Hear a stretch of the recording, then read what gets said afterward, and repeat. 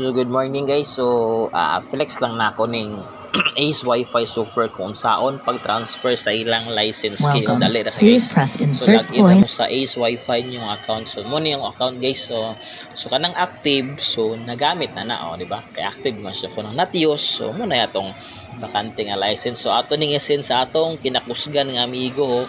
Shout out nimo G-Boy. G-Boy, Igloria amigo mo na nimo license amigo. So pag-transfer na guys, click na rin mo ng transfer of ownership o more na siya. So hulat-hulat sa kay mura gaon na sila. Gaon na sila. So ang imong ibutang diha is ato pong active niya nga Gmail sa Ace Wi-Fi nga account na nasa nga naka-registered o so mo na yang kuan.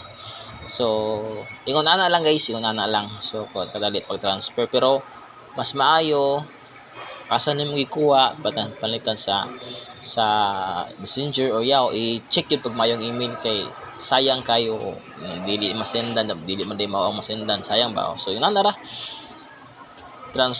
proceed to transfer so hulat ra ka pak boom so mo ran ingon nato ra kadali guys so nawala na refresh na tong page okay so wala na so nanas akong amigo so salamat amigo so dire lang Sir Kutob kung naganahan ninyo gani nga video guys please share so daghang salamat.